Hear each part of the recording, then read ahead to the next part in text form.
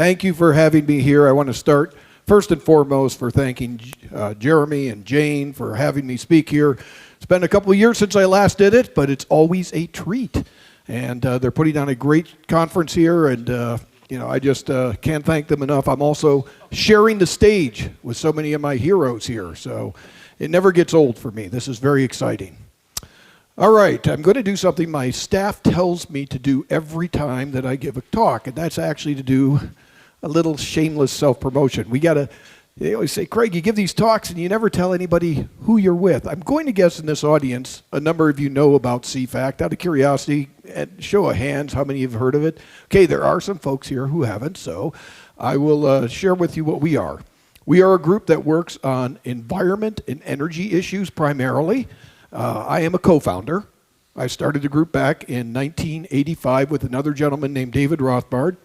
I know what you're thinking. This guy can't be a day over 29, and he started it back in 1985. Yes, I am that old.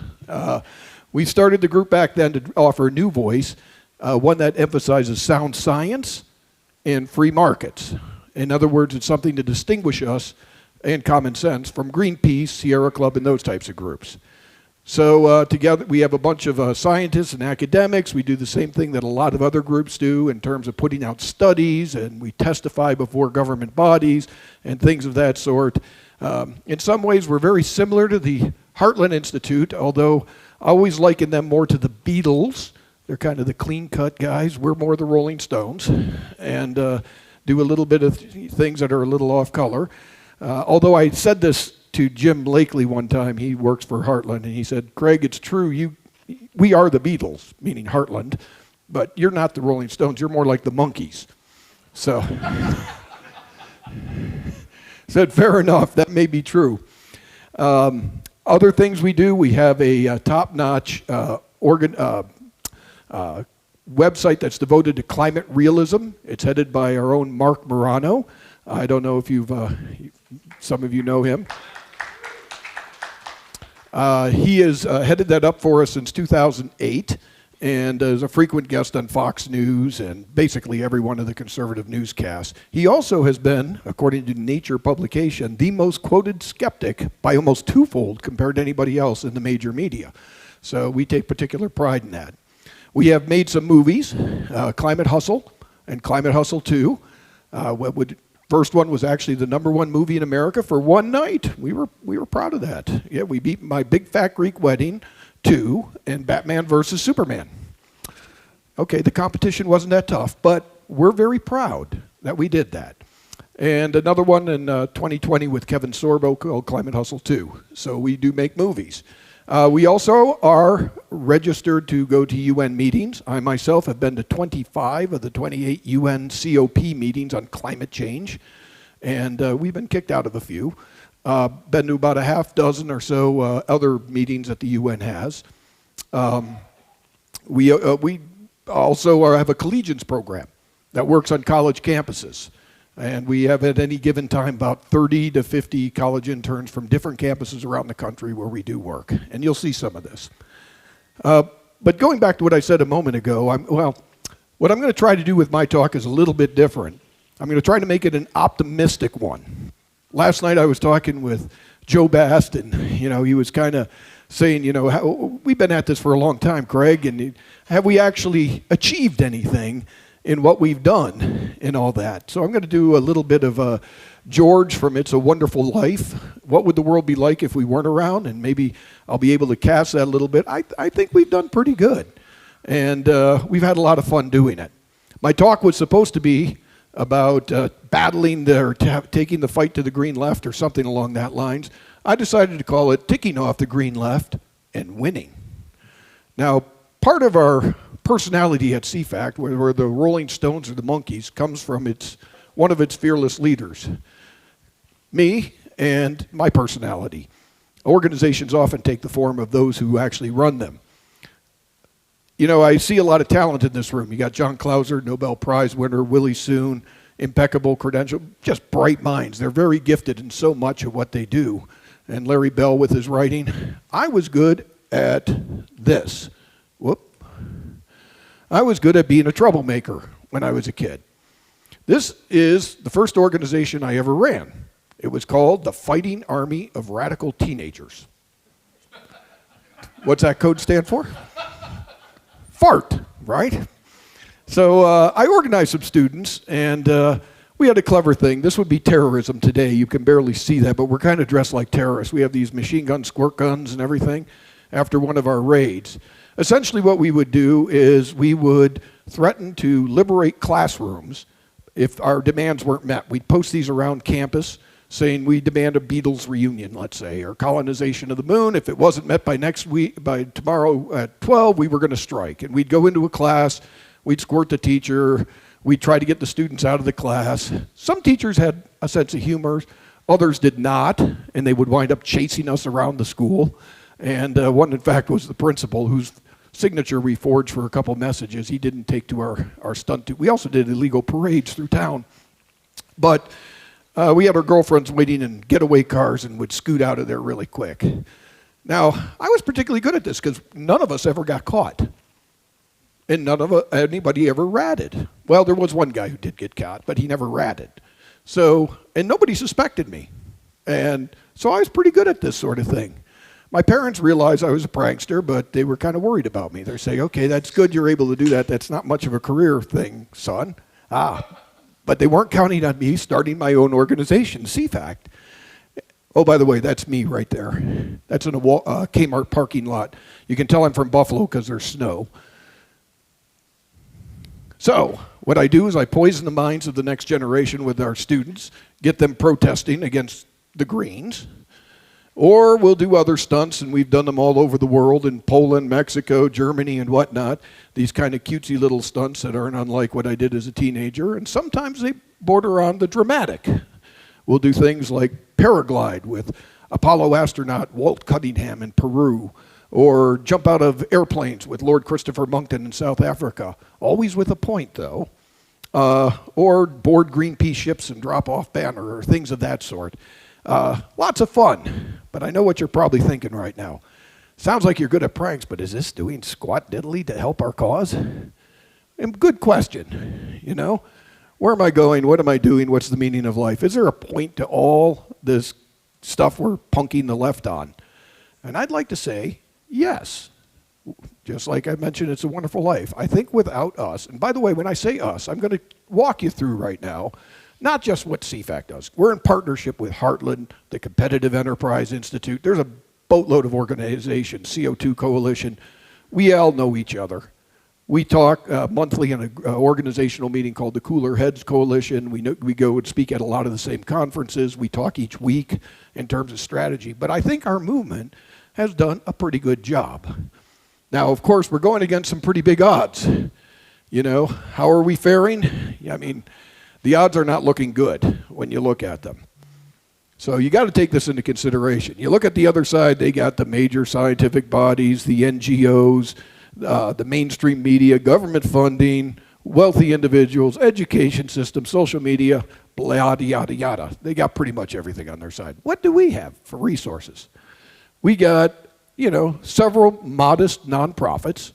I mean, all of us have very modest budgets compared to the Greens. That are working on it. We do have the conservative media, might be our biggest asset. The Fox News is talk radio. We have some credible scientists, a number of them here who are speaking, and the truth matters. That actually we have on our side too. And we have some great social media bloggers, people like Tony Heller, for example, and Patrick Moore, and other ones who have big followings, Steve Malloy, that do just incredible job of getting the message out there. But the odds are not good. Nevertheless, I would say, on balance, we're doing a pretty good job. We haven't pinned them or stopped them, but we are stopping them a little bit. Now I'm going to tell you why I think this is self-evidently true, just kind of if you look at things in a macro sense, in a short-term perspective and in a long-term perspective. If you look at it short-term, I think our message isn't one that's, you know, hurting anybody. In fact, it's probably helping a lot of people. It's self-evidently true in the political world. If what we were saying in our skepticism of climate alarmism and some of the environmental things were so true, how do you explain this guy right here, right? He's a skeptic, got us out of the Paris Accord. He is also somebody who has vowed to stop offshore wind and all these climate projects.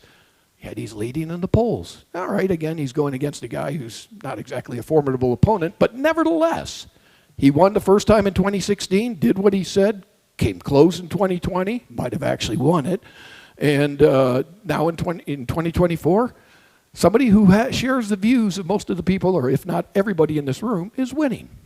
That's pretty remarkable. You look around the world, you have other countries that didn't do as well as we did in terms of selling skepticism are now reaping the fruits of what happens when the Green New Deal hits their country. We've all seen the farmer protests in France and Germany, the Netherlands, and many others. And that has something I've seen for a while. It goes back to the Gilets jaunes protests back in France back in 2019 as people started seeing what was happening. I only put this up because it's a fond memory. I walked into a French bar. I just happened to be traveling through France when these were going on. I can speak a little French. I'm not fluent by any means. In fact, they thought I was with Interpol because my French was a little shaky. But wound up befriending the people in the bar. They gave me a free yellow vest, which I still have in my office, and I could travel around with them. They invited me to a protest in Marseille, and that's me in Marseille getting tear gassed. Great fun. But it's had an impact. They were afraid it would, and it did. Recent election, Green Party suffered dramatic losses in the European elections. They got clobbered. They lost over half their seats in Germany, got cleaned out of Portugal, almost annihilated in France. They actually have articles now talking, is the Green Party going to go extinct? So I think that that's good. And they're receptive to our message among many of their leaders. Going on around the world, we see a backlash to the green agenda in Sri Lanka, in Canada, New Zealand, all over the world. So in balance, I think on the short term it looks good, but politics comes and goes. As we all know, swings one way one day, swings the other way the next day. Ultimately, in the long-term view of things, we should see what people's attitudes are right now. And the media tries to paint this as something that, the public is pretty much sold on their perspective. And you could get kind of depressed by this. They say Americans who think, this was a study that came out in late 2023, said Americans who think global warming is happening outnumber those who think it's not happening by a ratio of 5 to 1, 72 versus, 15%. Looks pretty glum for our side, right? Like maybe we did fail, right? Well, that's true and not true. For one thing, it's not quite as depressing here as it would be overseas. Europe doesn't have a Heartland, a CEI, a conservative media, or something like that. So understandably, they're faring less. China only has 3% that doubt man is the chief driver of climate change. I think after this poll came out, those 3% disappeared. Now it's unanimous in China. But dig down in the numbers.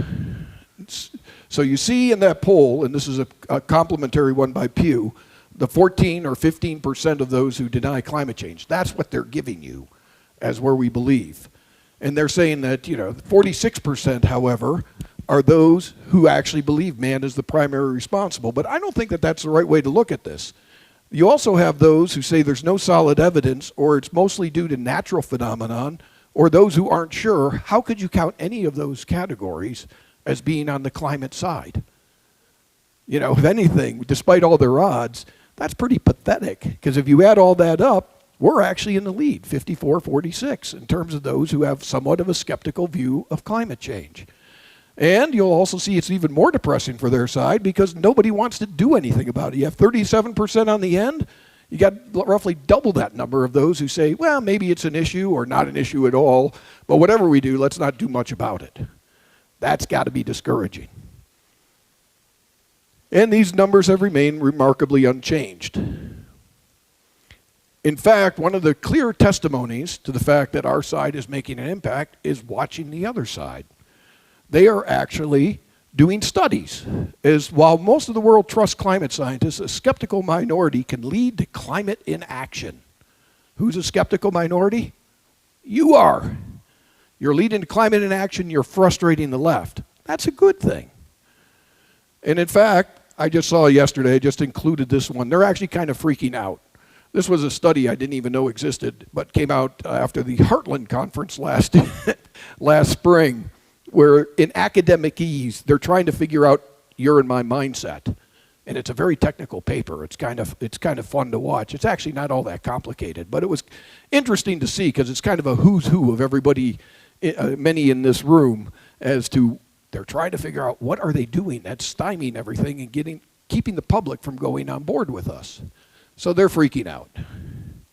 Now what I'm going to do right now is take the advice of an old Baptist pastor friend of mine. He said, Craig, when you give a talk, do 3 things. Tell people what you're going to tell them.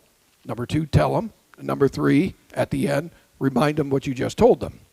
So what I'm going to do now is do a series of case studies and just kind of show you that part of the reason for this, our success, is the fact that we engaged them right off the bat, unlike Europe and other places.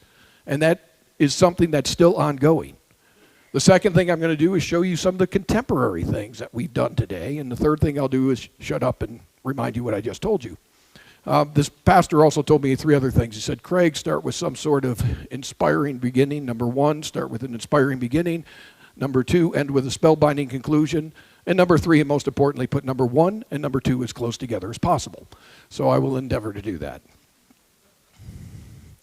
All right, case study number 1 is, where did climate change kick off? Well, a lot of people will say it's with James Hansen, famous 1988 comment. Interesting side note, up until 1988, I was from Buffalo. We thought it was an ice age coming. But all of a sudden, Hansen announces the world's going to burn up. I think he had 95% confidence is what he said during that first hearing in that. So that came in 1988. By 1992, they're already convening a summit saying there's no debate anymore. We have to take swift action. The whole world must become socialist or we're all going to die. So one of the things we wanted to do, and this was going on during election year, 1992, was to try and confront what they were organizing to get action done at the 1992 Earth Summit by actually making sure the United States did not get involved in this. Now at that time, we had George Herbert Walker Bush as president. And he was weighing whether or not what to do about this big climate summit that was making the news. He actually invited about a dozen of us to go to the White House for advice. This was arranged by a guy in Washington named Morton Blackwell. Yours truly was also invited. I was excited by this. I was a young dude at that time, said this will be a lot of fun. So I'm ready. It was actually the day I was supposed to go there. I get a call and said, meeting's been canceled. I said, really? Why? Well, George, they knew what we were going to say because we had been published in papers and that saying, don't go to this summit. So what did they do? He said, he's going to go. It's election year, and George wants to be the environmental president. It'll help him defeat Bill Clinton. And I said, it's not going to help you defeat Bill Clinton. This is bad news. So, of course, he said, not to worry because we aren't going to sign any binding treaty. I said, really? Don't you know if you sign a non-binding treaty, all it takes is a change of administrations and they'll make it binding? Yeah, they didn't care. He thought this would give him the edge. So he went. We decided right off the bat we would go too. This was our first official conference. The woman you see in that picture is a former governor of Washington State named Dixie Lee Ray. She published a big book back then called Trashing the Planet. And we paid for her to go. We got accredited, sent her as our representative. And she was good friends with Rush Limbaugh, who had a budding radio show going out to about 20 million people daily. So every day during this conference, I don't know how many of you remember this or not, but they had Dixie Lee Ray on telling the public about all the garbage that was going on in the Rio Summit. I think that actually had big implications because we deflated it right off the bat. We showed there was an opposition. And it was on a credible radio show that was believed by conservatives, and I think it put a dent in their plans. Now, 3 things that came out of this conference. We had the Framework Convention on Climate Change, non-binding. Bush kept his word. Convention on Biological Diversity, also non-binding, and Agenda 21. I'll tackle the Agenda 21 first. A couple of years prior to the Rio Summit, the UN put together an organization called the International Conference on Local Environmental Initiatives. The mission of this group was to take the UN Sustainable Development Principles contained in Agenda 21 and implement them in the local level. We knew about this. It was a non-binding agreement, but we were concerned about it. Because basically sustainable development is kind of a nothing socialism. This gentleman, I don't know how many of you know him, his name was Henry Lamb, organized with us right away the whole opposition to the Agenda 21.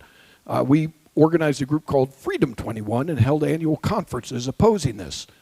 One of our main people who was an activist fighting this was another man named Tom DeWeese, who I know has spoken here before. And he was also part of Freedom 21. We sent him out to communities around the country.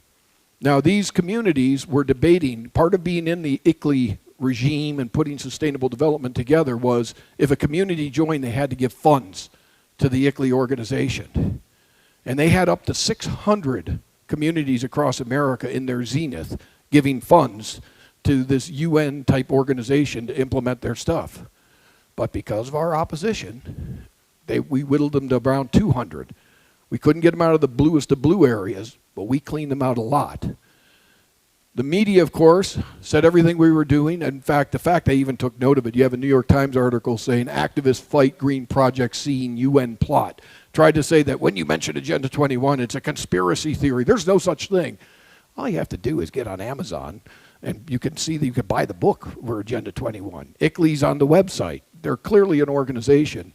Beyond that, I actually attended an ICLEI meeting, that's me in Belo Horizonte, Brazil, where I got to know them. And when I talked to their leadership, of course, I disguised myself as a liberal going in there. I asked them, how effective and impactful are these activities against your organizing going on in the U.S.? He said, very impactful. We're losing all sorts of money. Kudos. We scored on that. Second one they wanted to take on was the Biological Diversity Treaty. Toward that, we had a bunch of heroes mentioned here, Rob Gordon, Henry Lamb, the late Michael Kaufman, Tom DeWeese, and yours truly. We had intercepted that what they were going to do, essentially, is try, and this was the plan, to take about a third of the United States, and I'll just cut to the chase. They want to turn it into a national park. Biden's resurrected this now, by the way. He calls it 30 by 30. But it was actually in existence through the biological diversity tied with something called the Wildlands Project. They created a map, and all those red areas are areas they wanted to cease all human activity on. No mining, no drilling, no ranching, no nothing. Just return it to the wild. So we got hold of this map, and we gave it to these two people. I worked more with Bob Dole. The others worked with Kay Bailey Hutchinson. And to their credit, they dragged this map out on the Senate floor. They said, if you're going to vote on it, you know, President Clinton was in there, we're going to have it voted down. Clinton never bothered doing it because he knew it would fail. Voila, biodiversity treaty. It's still not a treaty. I mean, it still exists, but we're not a signatory to it. I consider that another victory. And it's a wonderful life. Had we not been there, that might be a treaty. This leads to the last one, the Framework Convention on Climate Change. Now, of course, George Bush was appeasing us, saying, don't worry about it. It won't be a binding treaty. But not to worry. It's, you know, it'd be a non-binding. It's going to be a nothing burger. Well, in 1992 is when he signed it. By 95, at the Berlin conference, the Greens say, we're going to make it mandatory. By 97, they already have a treaty crafted to make it mandatory called the Kyoto Protocol, which I'm sure many of you may remember. So, off to Kyoto we went. Kyoto, Japan. That's me at that time with Buddha, getting ready.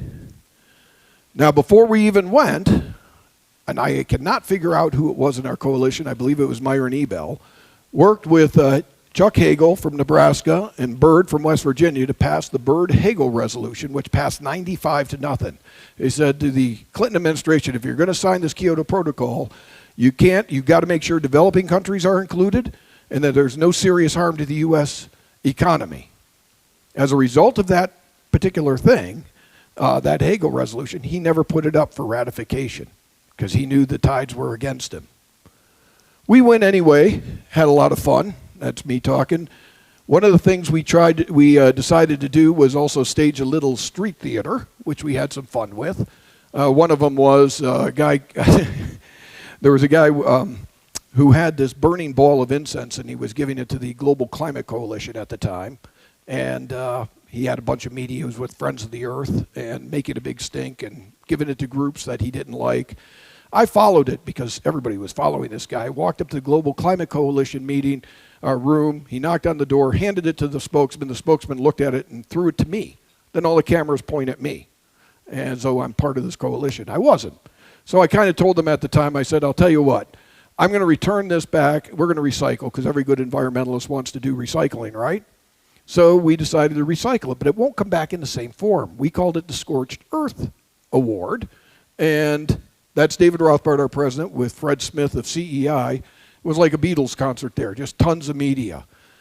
Two Friends of the Earth showed up for this because they were not liking all the media we were getting, as we did the World Wildlife Fund. And Fred Smith, to his credit, challenged them to a debate on the science right in the Kyoto. And it's the only time the science was mentioned. That's the meeting. Carried it on NPR, a bunch of other things like that. So we, again, used a prank to be able to make an impact in getting the message out. So then, of course, elections change. Bush comes in. Kyoto's dead. Case study 3, Al Gore. After he lost the election with George Bush, this guy was on the rise. And we knew he was being used as an effective spokesman to try and communicate the climate message. We thought he needed to be taken care of to a degree. Of course, he came out with his movie, An Inconvenient Truth, won an Academy Award. He then he won a Nobel Prize in Helsinki. We said, okay, what are we going to do? Well, little known fact, all right, is after he won his award in Helsinki, Finland, but after that, he had to fly to Bali, Indonesia, because their UN summit was going on there. We happened to be in Bali, Indonesia. So, working with our local activists at that conference, we decided we would meet Al Gore when he came to give his victory speech. And so we did. We showed up with a bunch of spokesmen at the very spot Al Gore was going to come. Now, truth be told, we kind of one-upped them. The UN kind of works like a bureaucracy that doesn't know what it's doing entirely.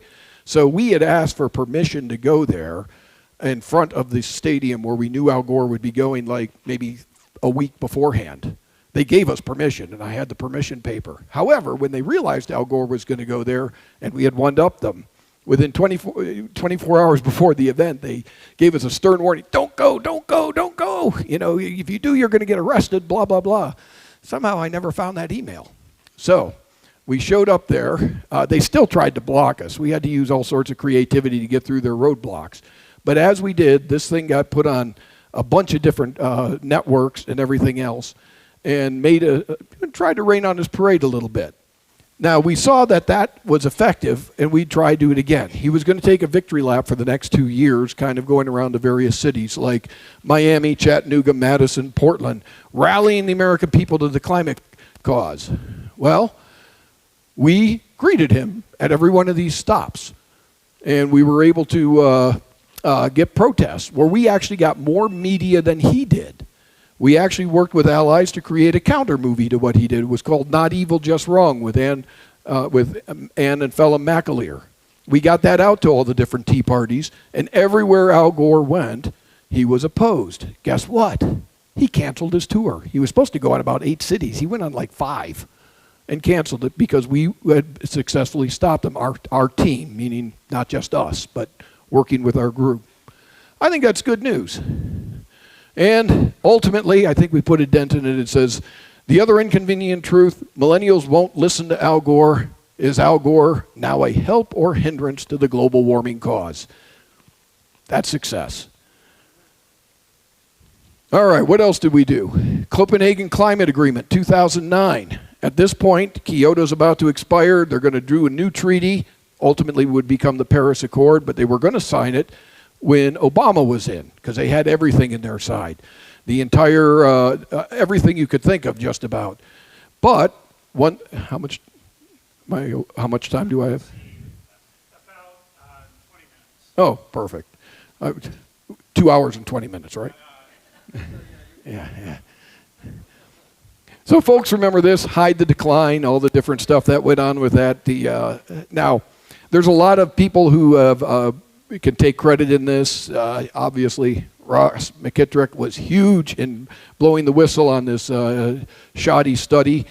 And some of the leakage that came out of the East Anglia, which showed the deceptions that they were doing with hide the decline and also censoring skeptics and that sort of thing. We also contributed, Mark Morano did to a degree. I even remember where we were. We were in Rodeo Boulevard in Hollywood. We were watching the Backstreet Boys get out of their limo, and Mark was just totally uninterested. And I go like, wow, there's celebrities there, because you see celebrities all over the place. He goes, no, just found out about these Russian emails, whatever. So he's working diligently in the back of the car. Next thing we know, he gets it to Rush Limbaugh, blows up all over the world. The New York Times traces one of the tentacles back to him and does a feature story on him, saying the Center on Warming expands his campaign, linking him to having gotten all this disinformation out about the whole issue of the hockey stick and not the whole hide the decline thing and ClimateGate. Anyway, we kept that pressure up. That's actually, believe it or not, a climate summit. You see all those Soviet flags there? Believe it or not, that was a march in favor of the climate in Copenhagen during the UN meeting. We did a little interview with people, but we held our own science briefing. That's Steve Stockman, who is a congressman holding up the dollar bill with the blinds on. New York Times showed up. We got tremendous coverage. I went around with Fred Singer to the Brussels and a bunch of different places. We stocked this in, got tremendous media coverage, pressing that issue of ClimateGate. At the end of the day, the talks collapse. Low target goals drop. Copenhagen ends in failure. Most historians will tell you one of the big contributing factors was blowing the whistle on the ClimateGate scandal, which just totally undercut everything they did.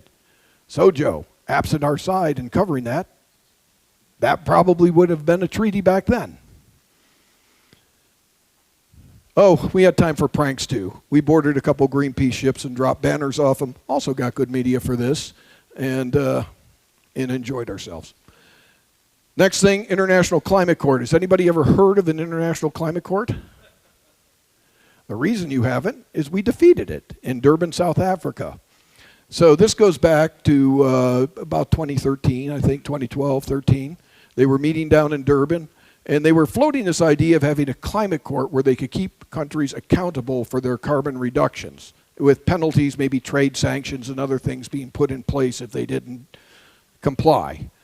So what was interesting by this time, we made a little bit of a reputation. So you get these things in The Guardian like, the denialists have not yet been seen at COP17, but the formidable team of Lord Christopher Monckton, who is it? Mark Morano, Kelvin Kem, Leon Lowe, and Craig Rucker from the Washington-based Committee for a Constructive Tomorrow are threatening to show up.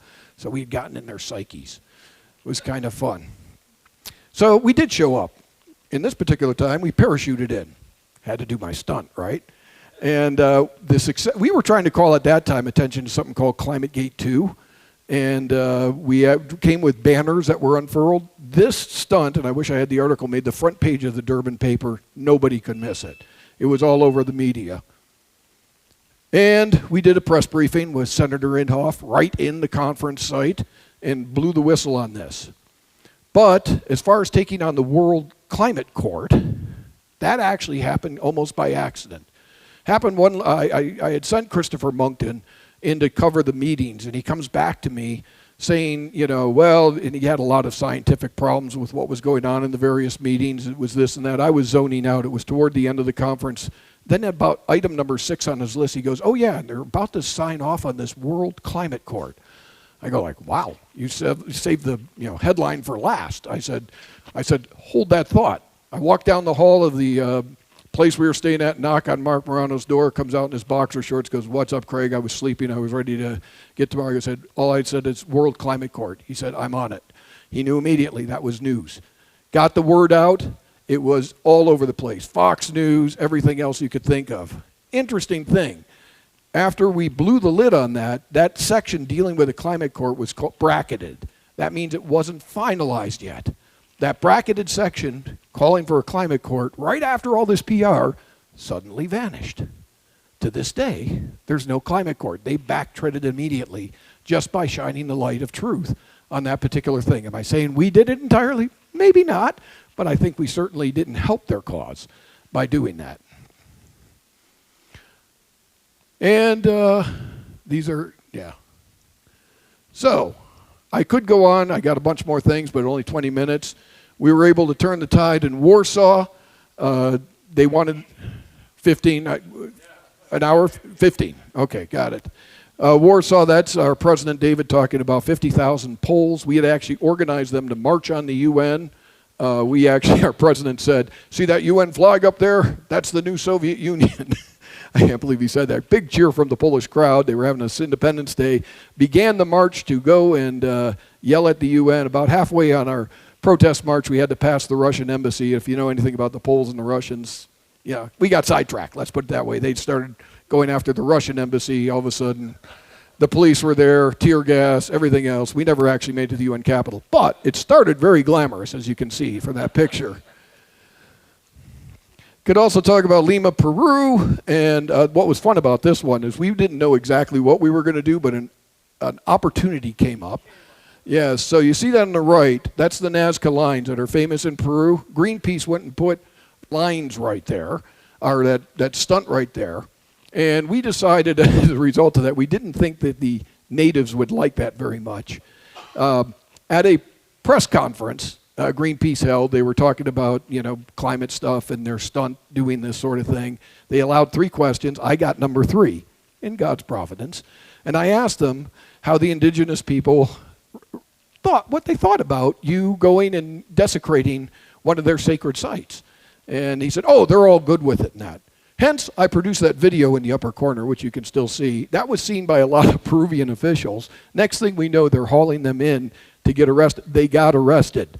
The president of the Greenpeace had to leave from the Philippines where there was a typhoon, I guess that hit them or something, and come back to try to get his people out of jail. He didn't succeed. They were jailed, and jailed for a couple of years. So I don't know if that's success necessarily, Joe, but I consider when you arrest Greenpeace people, it's not bad, right? Marrakesh, Morocco. I'm only putting in this one. It was daring on our side from a stupid activity. We decided Trump had won. We were trying to rub it in their face, so Mark and I put up that full-size thing of Trump over there in a banner and took the Paris Accord and shredded it right in the media center.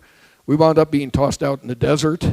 My badges ripped off, said I'd never make it back into Blue Zone again. It was incredibly stupid. We didn't have a permit for it. But the good news from a media perspective, CNN loved that thing of us doing this and put it on a loop. It was shown the whole weekend in the United States of us getting kicked out of this conference for doing that, which was kind of, I don't know if we achieved much with that, but I got back in, which was interesting. The security guard ripped off my thing and threw me in the desert. I mean, they didn't even give us the grace to go out the front door. They actually went to the back of the conference. We had to follow a trail. Guards were laughing at us. It was kind of cool. But we wound up getting back in the next year because one of the UN people who I had bribed many times in terms of, buying her flowers and buying her chocolates and stuff from CFAC, not me personally. She liked us. She let us back into the conference and even made that guard apologize to me. I just had to swear fidelity. I had to go in and get retrained. I don't know, it's sensitivity training. And swear fidelity to the UN. And I'm back in. All right, Sharm el-Sheikh, we continue. I won't go through all these, but we're just getting media galore on these trips as we go in right now. Recent victories, given that we don't have much time, but I will tell you one of them is an offshore wind. I'm going to amend my comments based on the fact I got yelled at Klauser in Austria for saying that offshore wind hurts whales. So I'm going to amend what I say, John, on this one. We don't know if it hurts whales, but we think there ought to be studies, the same type of studies that would be done, Endangered Species Act studies, that they would do for oil, gas, or anything else. Biden has a plan to put 30,000 megawatts in by the year 2030. And he's rushing these. He's not doing the type of environmental impact statements that we could, as fate would have it, since 2017. And they've been doing the pile driving, putting these things up. There's been a 400% increase in whale beachings. It's worth a look. That's all we're saying. So we've launched a lawsuit against them. Of course, we do a little theatrics. We fly banners over Atlantic City, and we also I organized, you see the citizens in a whale tail in Cape May. We had them light up lights. This was a pretty cool little street stunt. Newport, we actually boarded ships, went 25 miles out into the ocean to yell at the construction workers. And we got some serious public, I could fill this thing with media, but we've been on Fox News, New York Post, everything's covered it. And the success of it has been good. I think this backlash, even though we haven't said they had to shut down, you have Ørsted cancels 2 offshore wind projects in New Jersey. You have BP and Equinor stopping Empire Wind in New York. You have Revolution Wind being stopped off Rhode Island. This is from citizen backlash that we've been able to foist. Other big successes. Oh, by the way, the biggest success is Trump, as he's going, I didn't even realize, he picked up on our issue and is now campaigning to stop these offshore wind farms. So he's actually going during his campaign swing in New Jersey and recently in Virginia, campaigning to stop them, to great applause by the people. Defeating natural asset companies. This was a ploy that was done to try and, remember I told you in the early part where they wanted to take 1/3 of the United States, turn it into a park? It's back. Biden calls it 30 by 30. Now he renamed it America the Beautiful because it sounded too sinister as 30 by 30. But because of this cadre of people, the effort to use the private sector to do that, using the SEC to create natural asset companies that could buy up private land and even use our natural parks to achieve their ends. Part of the reason is justified by climate. They can turn 1/3 of America into a sink, as long, in terms of sucking up the CO2. That's one of the big reasons they want to do it. But we defeated that. Marlo Oaks, the treasurer of Utah, helped us. Harriet Hagman and Margaret Byfield, we got the SEC to withdraw their effort to create these NACs that would have done that. And that was very recent. That was in January of this year. ESG, I spoke on that the last time I was here a couple of years ago. Environmental social governance grants. This is, again, an effort to try and put Wall Street to work pushing the green agenda. We've helped organize opposition to that by showing up at shareholder meetings. Several organizations, the National Center for Public Policy Research, ours at CFACT, and others have bought a number of shares. You got to get at least like $20,000 now. They changed the rules. Can't just buy one share. But at least in several dozen companies, to go into the shareholder meetings, propose resolutions, and also speak to the CEOs. I myself have had a chance to confront Jamie Dimon and Larry Fink and these others and challenge them.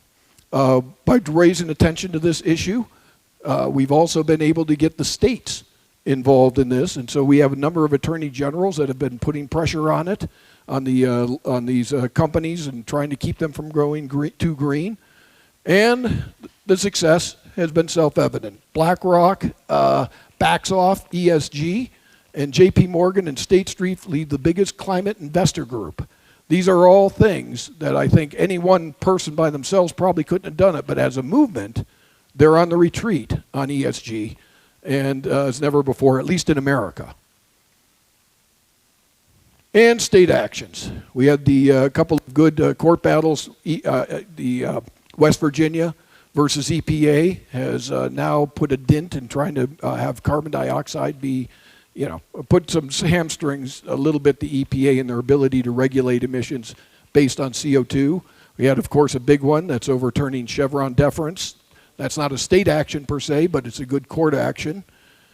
We also have 19 state attorney generals challenging the states' climate policies impacting them. That just occurred right now. And we have legislation. 2 great people on this, James Taylor at Heartland, Jason Isaac at TPPF, have been testifying, as has I and others, at state legislatures to try and stop this. And I think they've been on the left has been on the retreat. This gentleman, Frank Lassay, and I have been writing a bunch of bills. We have a bunch of them that have come in and been passed in a bunch of states. 2 of them that I put in here is electric vehicle forced labor bill. Now, what we did is we created a bill last year that said you can have electric vehicles, just none of the component parts can come from countries that use child and slave labor. Essentially, that outlaws electric vehicles. because they almost all have those components. Well, it passed in a number of states, and those states that it didn't pass in, like just about a month and a half ago in Arizona, the governor vetoed that bill. It passed both houses. We now have that Democrat governor on the hook for supporting child and slave labor. And we're crafting a bunch of other ones like that to try and take action to stop what the left is doing. So on balance, I think we've done a pretty good job of ticking off the green left and winning on a number of different fronts. And I would like to think that, but for the people in this room and some of the organizations that aren't here, without us, the situation would be a whole lot worse. So that's my presentation, Jeremy.